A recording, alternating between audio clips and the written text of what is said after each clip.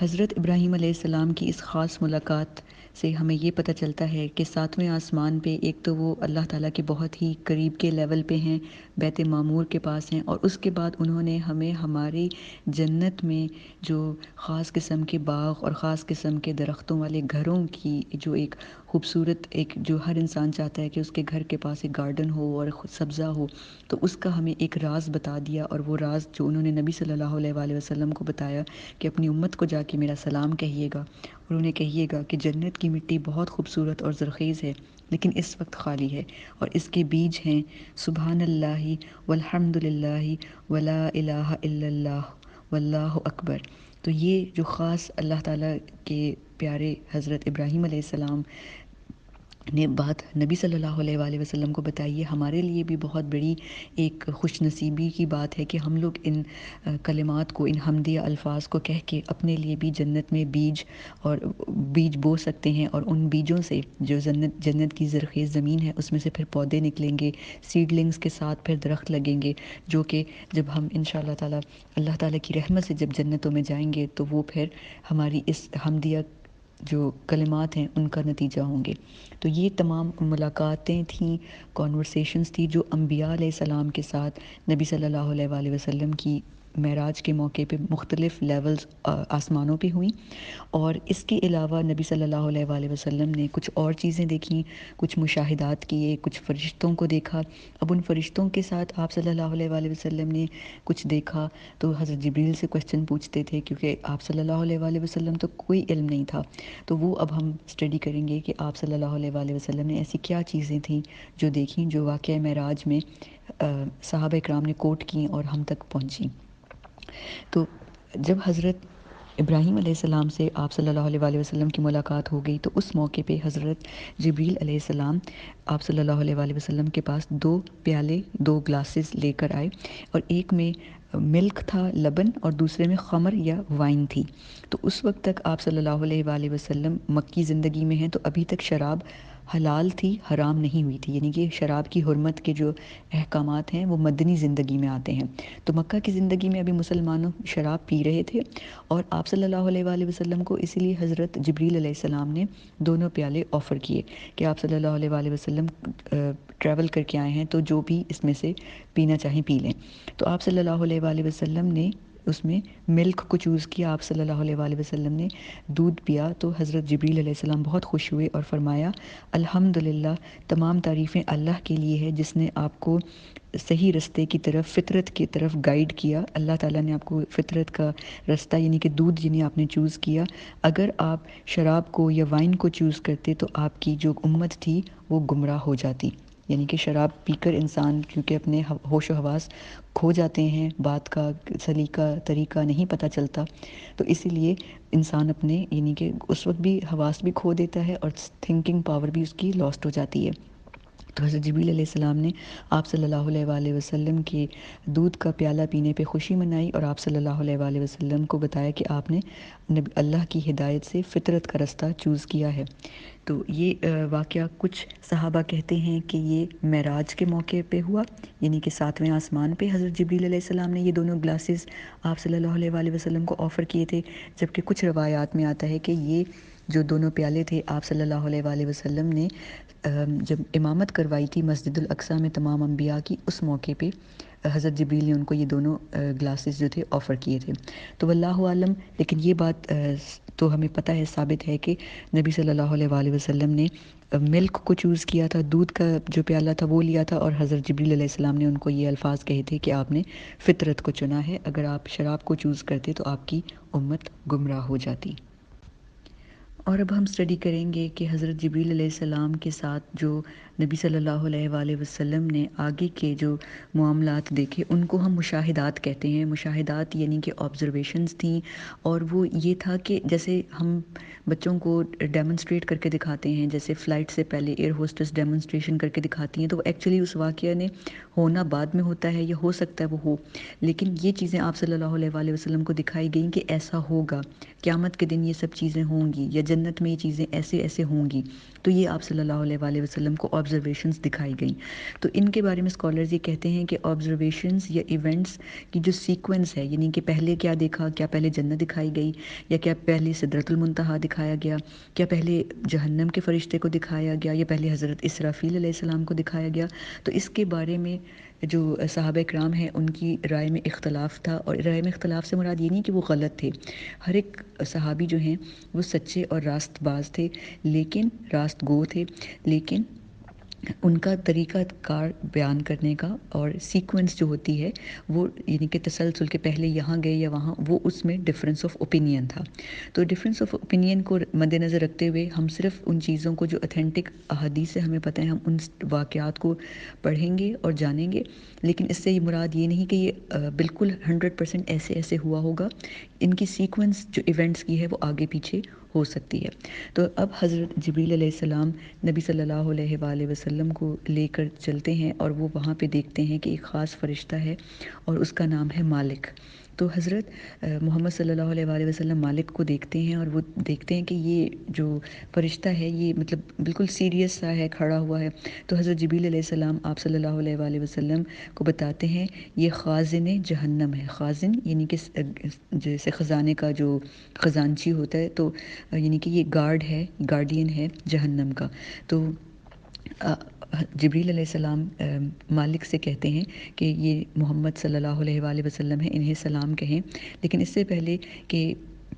آپ صلی اللہ علیہ وآلہ وسلم کچھ کہتے تو مالک فوراً آپ صلی اللہ علیہ وآلہ وسلم کو سلام کرتے ہیں. لیکن آپ صلی اللہ علیہ وآلہ وسلم کو سلام کرتے ہوئے مالک کے چہرے پہ کوئی اسمائل نہیں آتی اور ابھی بھی وہ اداس اور پریشان لگ رہے ہوتے ہیں. تو نبی صلی اللہ علیہ وآلہ وسلم حضرت جبریل علیہ السلام سے پوچھتے ہیں کہ یہ مالک اتنے اداس کیوں ہیں، اتنے پریشان کیوں ہیں. تو حضرت جبریل علیہ السلام نے فرمایا کہ جب سے پیدا ہوئے ہیں یہ مسکرائے نہیں ہیں، کیونکہ ان کی جو فرشتوں کی برتھ ہوتی ہے، برتھ کے ساتھ ہی ان کو جیسے یہ بچوں کی طرح نہیں، انڈیویجول اللہ تعالیٰ ان کو پیدا ہی اس طرح کرتے ہیں کہ یہ ایڈلٹ فارم میں ہوتے ہیں، گرون اپس کی طرح، اور ان کو ان کی ڈیوٹیز اور کام جو ہے اپوائنٹ کر دیے جاتے ہیں کہ آپ کا یہ کام ہے. تو جب ان کو پیدا کیا گیا اس وقت سے یہ مسکرائے نہیں ہیں، کیونکہ ان کی جاب ہے کہ انہوں نے جہنم کی دیکھ بھال کرنی ہے، یعنی کہ جہنم کے یہ گارڈ ہیں. اور جب سے انہوں نے جہنم کو دیکھا ہے تو یہ مسکرائے نہیں ہیں. اور اگر یہ کبھی مسکراتے تو آپ صلی اللہ علیہ وآلہ وسلم کے لیے مسکراتے، لیکن آپ صلی اللہ علیہ وآلہ وسلم کو دیکھ کے بھی مالک نہیں مسکرائے. تو جب یہ حدیث میں نے سب سے پہلے سنی تو مجھے اتنی دہشت ہوئی کہ اگر مالک جو فرشتے ہیں، جو جہنم کے گارڈین ہیں، اگر وہ نبی صلی اللہ علیہ وآلہ وسلم کے مبارک چہرے کو دیکھ کے نہیں مسکرائے تو وہ کتنے غمگین اور کتنے پریشان حال ہوں گے. کیا جہنم اتنی ہولناک چیز ہے کہ اس نے مالک کے چہرے کی مسکراہٹ چھین لی ہے. اور اس کا جو پروف ہے ہمیں ملتا ہے سورہ زخرف کے اندر، جہاں پہ اللہ تعالیٰ ہمیں ان فرشتے مالک کا ذکر کرتے ہیں اور اللہ تعالیٰ ہمیں بتاتے ہیں کہ جو جہنمی ہوں گے وہ قیامت کے دن جب فیصلے سنا دیے جائیں گے اور جہنمی جو ہیں ان کو جہنم میں پھینک دیا جائے گا، تو اس موقع کے اوپر وہ بہت زیادہ تڑپ رہے ہوں گے، تکلیف میں ہوں گے. تو اللہ تعالیٰ کہتے ہیں سورہ زخرف آیت نمبر 74 آنورڈز کہ جو جہنم میں مجرم جل رہے ہوں گے وہ ہماری وجہ سے نہیں جل رہے ہوں گے، انہوں نے اپنے پر خود ظلم کیا، وہ خود اپنے اوپر ظلم کرنے والے تھے. پھر آیت نمبر 77 سورہ زخرف میں اللہ تعالیٰ کہتے ہیں کہ یہ جہنم کے لوگ مالک کو پکاریں گے اور کہیں گے یا مالک، اے دروغہ جہنم، کیا ہی اچھا ہو کہ تیرا رب ہمارے حق میں فیصلہ سنا دے موت کا، تاکہ ہم آزاد ہو جائیں. کیونکہ موت تو انسان کے لیے آزادی ہوتی ہے نا، تکلیف سے، غم سے، دکھ سے، جو بھی پین چل رہی ہوتی ہے، تو ہمیں موت دے دے، اپنے رب سے کہے کہ ہمیں موت دے دیں. تو اس موقع پہ مالک جو ہیں ان کی کئی جو قرآن پاک کی مختلف جگہوں پہ یہ بات پتہ ہمیں چلتی ہے کہ کئی سالوں کے بعد، کئی 100 سال گزرنے کے بعد مالک کے سامنے یہ چیخیں کر رہے ہوں گے، اپلیکیشنز دے رہے ہوں گے کہ ہماری بات سن لو. تو مالک کئی 100 سال کے بعد ان کی طرف چہرہ کر کے ان سے کہیں گے، آیت نمبر 77، انکم ماکثون، تم اس میں ہمیشہ رہنے والے ہو. یعنی حضرت جو مالک ہیں، جو یہ فرشتے ہیں، یہ ان کے ساتھ صرف 2 لفظ کہیں گے ان کو،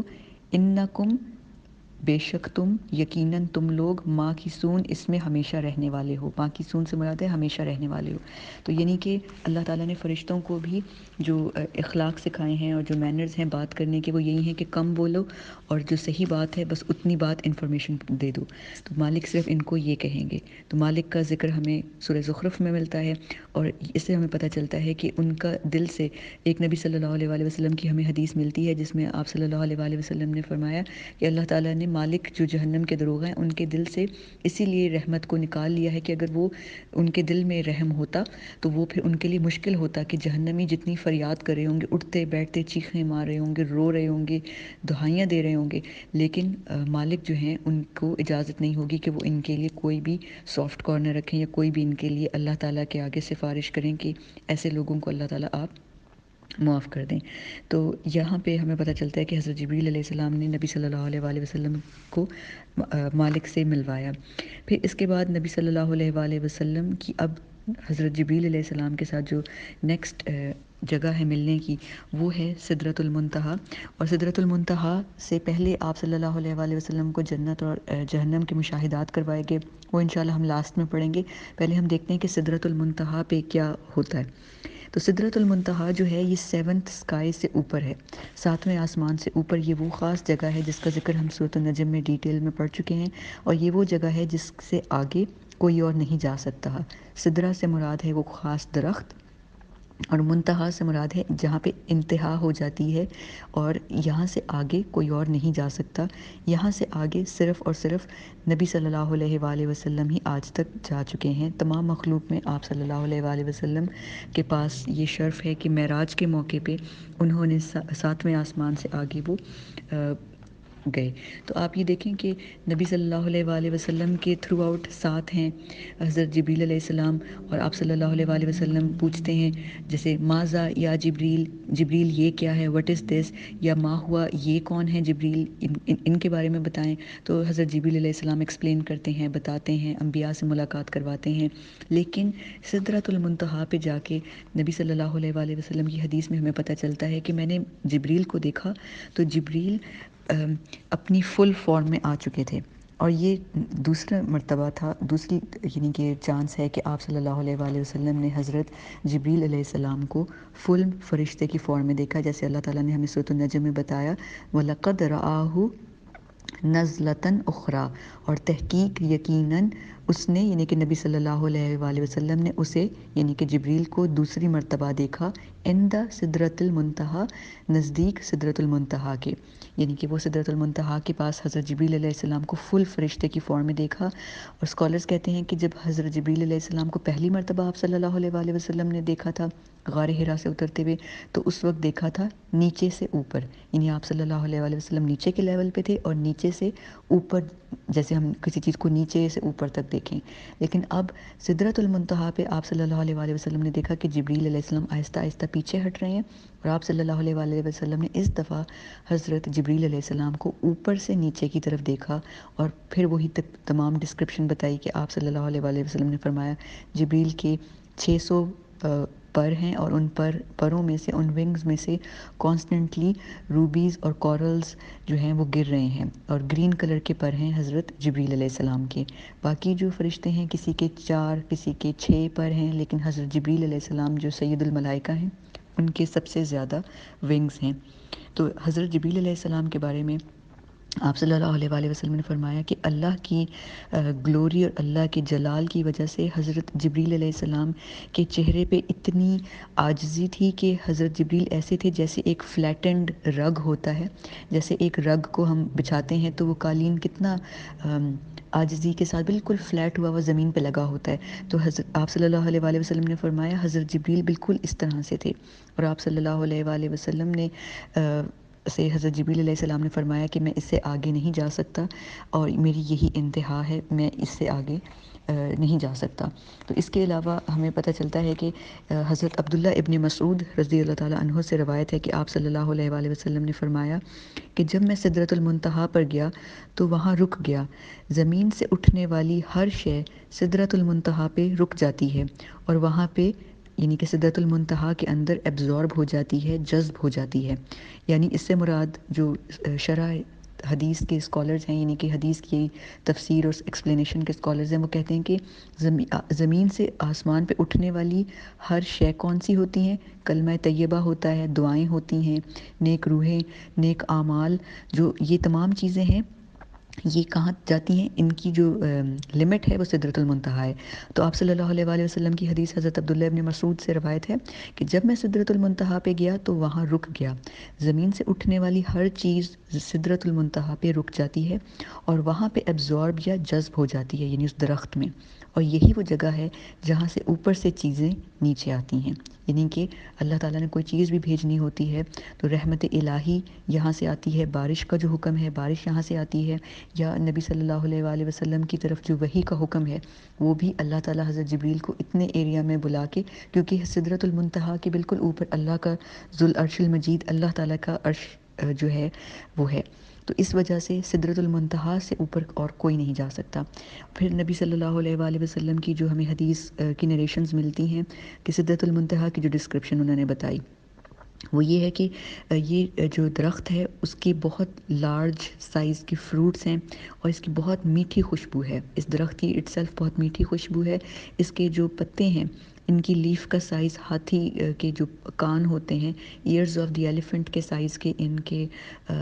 جو لیف ہیں ان کا سائز ہے، اور آپ صلی اللہ علیہ وآلہ وسلم نے فرمایا کہ ان کا جو لیوز کا کلر ہے میں ان کو ڈسکرائب نہیں کر سکتا، کہ جیسے کلرز ہوتے ہیں یلو، گرین، بلو، ڈفرینٹ کلرز ہوتے ہیں، تو آپ صلی اللہ علیہ وآلہ وسلم کو بھی رنگوں کے نام تو پتہ تھے، لیکن آپ صلی اللہ علیہ وآلہ وسلم نے کہا کہ میں ان کا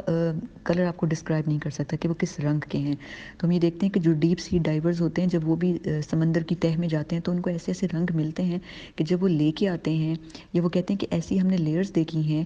پانی کی اندر ڈیپتھ میں یا ڈارکنیس میں کہ ان کو ڈسکرائب کرنا مشکل ہوتا ہے کہ وہ کون سا کلر ہے۔ تو اسی طرح اللہ تعالیٰ کے نبی صلی اللہ علیہ وآلہ وسلم نے فرمایا کہ ان پتوں کا رنگ بتانا مشکل ہے، اور اس کے پاس سدرۃ المنتہا کے پاس ایسی بٹرفلائز ہیں، ایسی فراشاں ہیں جو گولڈن کلر کی ہیں، جنہوں نے پورے سدرۃ المنتہا کو کور کیا ہوا ہے، اور اس سے زیادہ ہمیں حدیث کی کوئی نریشنز نہیں ملتی۔ اللہ تعالیٰ نے سورۃ النجم میں یہ کہہ دیا کہ سدرۃ المنتہا کے بارے میں کہ سدرۃ المنتہا عندہا جنت المأویٰ اذ یغشا سدرۃ ما یغشا، کہ یہ جو جنت ہے سدرۃ المنتہا یہ اس کے پاس آرام کی بہشت ہے، یعنی کہ جو جنت الفردوس ہے وہ بھی سدرۃ المنتہا کے پاس ہے، یعنی کہ سدرۃ المنتہا سے ایک لیول نیچے پہ جنت الفردوس ہے، اور یہ جو سدرہ ہے یہ اس چیز کو کور کر رہی تھی، یا یہ وہ درخت اس چیز کو کور کر رہا تھا جو بھی چھا رہا تھا۔ تو جب اللہ تعالیٰ غیب کی بات کریں تو پھر ہمیں اتنا ہی اس پہ یقین کرنا ہے کہ اللہ تعالیٰ اس بات کو غیب رکھنا چاہتے ہیں، ان سین رکھنا چاہتے ہیں، اس پہ پردہ نہیں اٹھا رہے۔ تو یہ اللہ تعالیٰ کے نبی صلی اللہ علیہ وآلہ وسلم کی ڈسکرپشن تھی سدرۃ المنتہا کے بارے میں۔ تو سدرۃ المنتہا کے بعد ہم یہ دیکھتے ہیں کہ آپ صلی اللہ علیہ وآلہ وسلم نے وہاں پہ 3 مین نشانیاں دیکھیں۔ بیت المعمور دیکھا جو کسی انسان نے نہیں دیکھا، پھر وہاں پہ صرف حضرت ابراہیم علیہ السلام تھے، اور اس کے بعد نبی صلی اللہ علیہ وآلہ وسلم تھے جنہوں نے بیت المعمور دیکھا، پھر انہوں نے اللہ کی جو میجر نشانیاں تھیں اس میں سدرۃ المنتہا کو دیکھا، پھر اس کے بعد حضرت جبریل علیہ السلام کو ایک دفعہ پھر فل فارم میں دیکھا، اور یہ دیکھ کے بھی آپ صلی اللہ علیہ وآلہ وسلم حیران ہوئے کہ حضرت جبریل علیہ السلام کو سدرۃ المنتہا سے آگے جانے کی اجازت نہیں ہے۔ اور سدرۃ المنتہا کی بیس پہ آپ صلی اللہ علیہ وآلہ وسلم نے 4 دریا دیکھے، تو آپ صلی اللہ علیہ وآلہ وسلم نے حضرت جبریل علیہ السلام سے پوچھا کہ یہ کون سے دریا ہیں؟ تو حضرت جبریل علیہ السلام نے فرمایا کہ یہ 2 دریا ہیں جو چھپے ہوئے ہیں، یعنی کہ وہ جنت میں ہیں اور آپ ان کو نہیں دیکھ سکتے، وہ الکوثر ہے اور السلسبیل ہیں۔ تو یہ وہ درخت ہیں جو جنت کے درخت ہیں،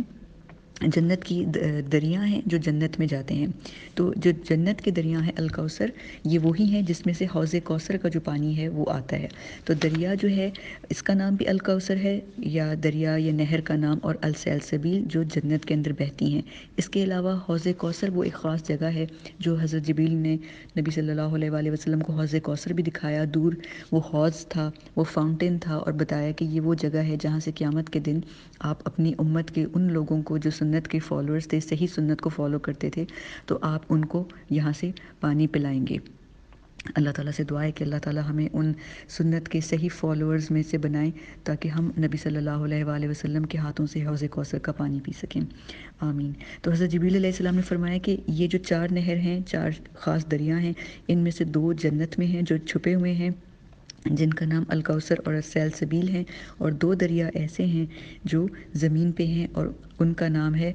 نیل اور فرات، یعنی کہ ریور نائل اور ریور یوفریٹیز جو کہ زمین پہ ہیں۔ تو یہ بہت ہی بابرکت دریا ہیں جو اللہ تعالیٰ نے، جن کی جو اوریجن ہے وہ سدرۃ المنتہا سے ہوتی ہے۔ تو یہ خاص وہ 4 دریا ہیں جن کا ذکر حضرت جبریل علیہ السلام نے آپ صلی اللہ علیہ وآلہ وسلم کو بتایا۔ سدرۃ المنتہا کے بارے میں 2 احادیث ہمیں پتہ چلتی ہیں کہ 2 ہمیں لگتا ہے کہ شاید یہ کانٹرڈکشن ہے، ان میں کانٹرڈکشن ہے، ان میں اختلاف ہے۔ تو یہ ہم دیکھتے ہیں، ایک حدیث ہمیں ملتی ہے کہ جو سدرہ ہے وہ 6 آسمان پہ ہے، جبکہ دوسری حدیث ہمیں ملتی ہے کہ سدرۃ المنتہا جو ہے وہ بیت معمور کے پاس ہے، 7ویں آسمان پہ۔ تو امام نووی جو ہیں حدیث کے بہت بڑے اسکالر، انہوں نے کہا ہے کہ ان کا یہ جو رائے ہے یا ان کا یہ فہم ہے، وہ یہ کہتے ہیں کہ سدرۃ المنتہا کا جو ٹرنک ہے، جو تنا یا سٹیم ہوتا ہے، اس کا اوریجنیشن جو ہے وہ اوریجنیٹ کرتا ہے 6 آسمان سے، اور وہ اتنا بڑا ہے کہ وہ آگے جاتے جاتے 7ویں آسمان تک اس کی برانچز جاتی ہیں۔ تو اس طرح سے سدرۃ المنتہا جو ہے وہ 6 اور 7ویں آسمان کو بھی کنیکٹ کرتا ہے اور اس کے اوپر اللہ کا العرش المجید ہے۔ اب حضرت جبریل علیہ السلام پیچھے رہتے ہیں اور آپ صلی اللہ علیہ وآلہ وسلم اللہ کے حکم سے آگے جاتے ہیں، سدرۃ المنتہا کو کراس کر کے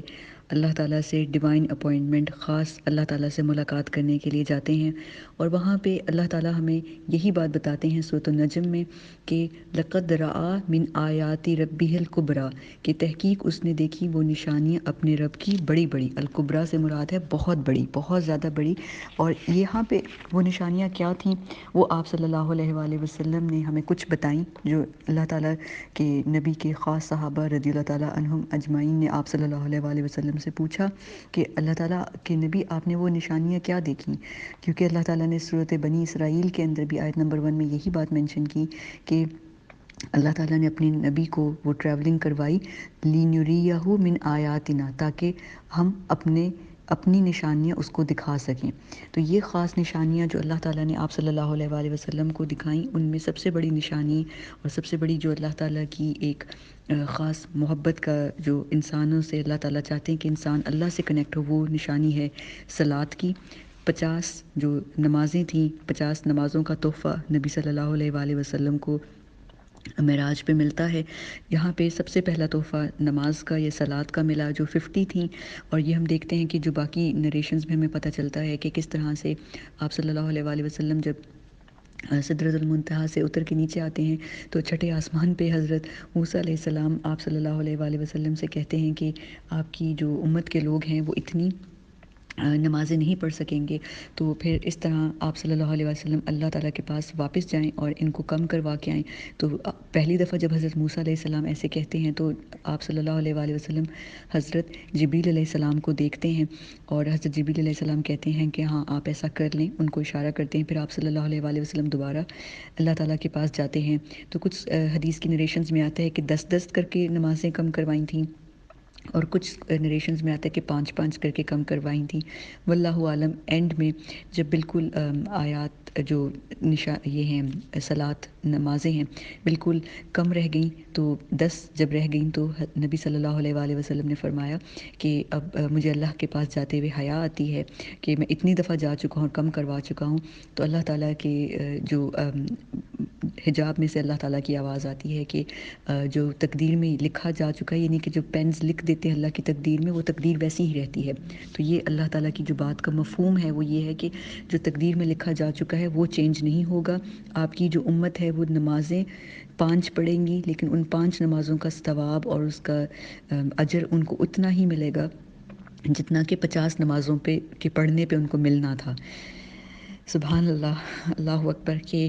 اللہ تعالیٰ کتنے رحیم اور کتنے رحمان، کتنے ہم سے محبت کرنے والے ہیں کہ وہ ہمیں کتنا دینا چاہتے ہیں، اور ہم کتنا جلدی جلدی نماز پڑھ کے اور ادا کر کے بس سمجھتے ہیں کہ بس فرض فارغ ہو گئے، بس شکر ہے کہ نماز ادا ہو گئی، لیکن وہ خشوع، وہ خشیت، وہ محبت، وہ پتہ نہیں ہماری روح جو ہے وہ نماز میں اس طرح سے ہوتی نہیں ہے جیسے ہونی چاہیے۔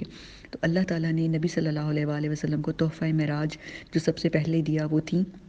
صلاۃ، اور صلاۃ کو اسی لیے مومن کی معراج کہا جاتا ہے کہ آپ صلی اللہ علیہ وآلہ وسلم جیسے اللہ تعالیٰ سے ایک خاص حجاب میں ملاقات کرنے گئے، تو اسی طرح ایک مسلمان جب نماز پڑھنے کے لیے کھڑا ہوتا ہے تو وہ اللہ کا اور اس کا ملاقات کا وقت ہوتا ہے۔ تو اللہ تعالیٰ کے ساتھ عبادت کا حق یہ ہے کہ ہم ایسے اگر ہم اللہ تعالیٰ کو نہیں دیکھ رہے تو ہمیں یہ لگے کہ اللہ تو ہمیں دیکھ رہا ہے نا۔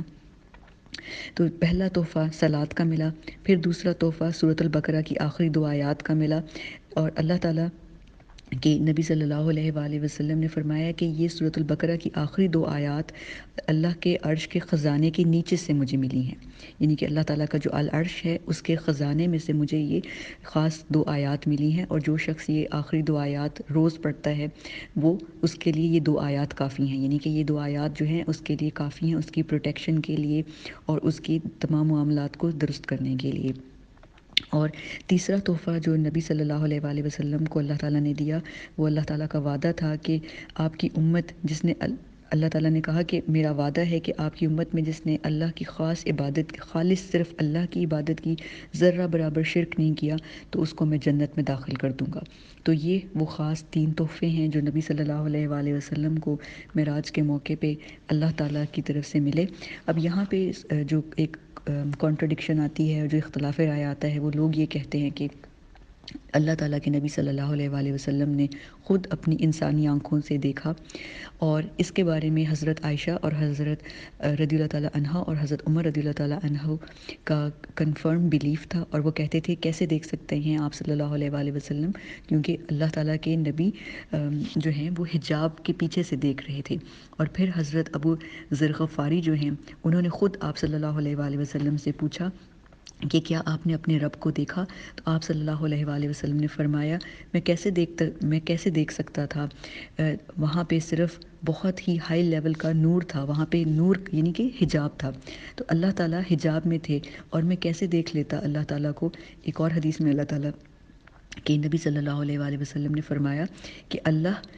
کے پاس حجاب ہے نور کا، یعنی کہ نور کا ایک حجاب ہے، اور اگر اللہ اس حجاب کو ہٹا دے تو اس حجاب میں سے نکلنے والی جو شعاعیں ہیں، جو ریز ہیں، وہ ہر اس چیز کو برہم کر دیں، ہر اس چیز کو ڈسٹروائے کر دیں جن کو بھی وہ ٹچ کریں۔ تو ان احادیث سے ہمیں یہ پتہ چلتا ہے کہ نبی صلی اللہ علیہ وآلہ وسلم نے اللہ تعالیٰ کو نہیں دیکھا، اور صرف حجاب کے پیچھے سے اللہ تعالیٰ سے ہم کلام ہوئے، اللہ تعالیٰ سے باتیں کی، اور جتنی باتیں ہمیں حدیث سے پتہ چلتی ہیں